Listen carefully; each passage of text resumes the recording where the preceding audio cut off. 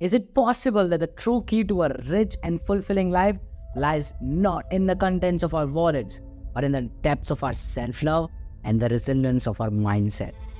Cultivating a strong sense of peace with who we are and the power to have full control on our emotions, unshaken from any external factors, is what will set you on a journey to true happiness and wealth.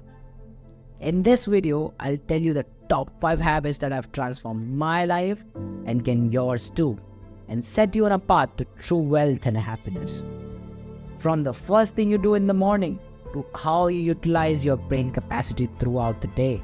It's said that how you do one thing is how you do everything in life.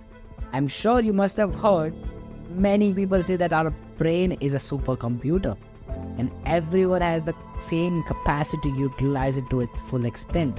But unless and until you are curious enough to learn it by yourself, no one's gonna come and teach you its potential. While motivation is a kickstarter to start these habits, discipline is what's gonna make them last. Watch my last video to know the role intrinsic motivation plays in your life. Alright then, now let's move on to the 5 habits that will help you unlock the potential of not just your brain, but your physical body. Habit number 1, working out. As soon as you wake up from sleep, your body cells are awakened from a deep hibernation mode. You need to wake each cell up by hydrating them and then moving your muscles and joints that you're going to utilize throughout the day. People have misconception that working out might tie you down, but it's actually quite opposite. It helps your body to build the strength and muscles it needs to support the usual physical activities. Once you're done with waking up your cells, working your muscles out and strengthening your joint is the next step. After that, it's time for habit number 2, jogging your brains by reading and writing.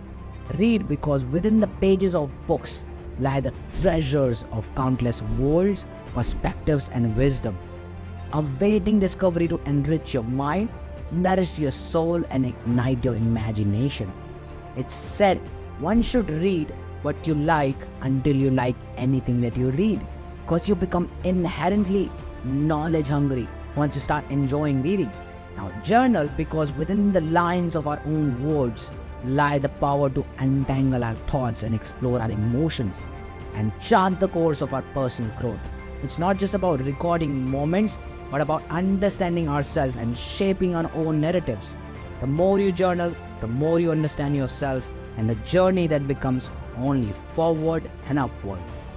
Once you have grasped more knowledge of what exists outside your brains by reading, understanding yourself by writing down your thoughts becomes more essential.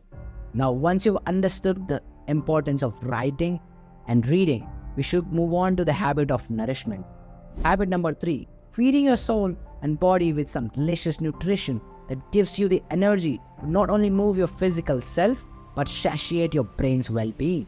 It starts with knowing your body mass index to get yourself a proper diet plan so you can feed yourself better, and once you feel better, you'll do better in all aspects of your life. And remember, nourishment doesn't only mean feeding your body, but it also means feeding your eyes and ears and mind with valuable things. Then after this comes the habit number 4, which is planning your day. The other day I was watching a YouTube video which talked about 2 kinds of memories, that is episodic and procedural memory. While episodic memory is what we visualize and feel in a certain moment, procedural memory is what we imagine the whole process of doing a certain activity is like. For example, let's say you want to prepare a meal. You'll imagine yourself getting the ingredients, chopping them, preparing them, and cooking them, and serving them, and eating them, and even how the dish might taste like. That's what a procedural memory is like. You imagine yourself doing something right from the beginning to the end goal. And that's what planning your day can do to your life.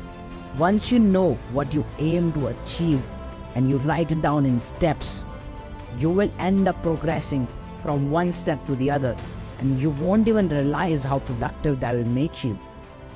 Now, if you've gotten this far with the habit number 4, next becomes habit number 5, which is allowing yourself some well-deserved playtime after having completed all the to-do list from your last habit.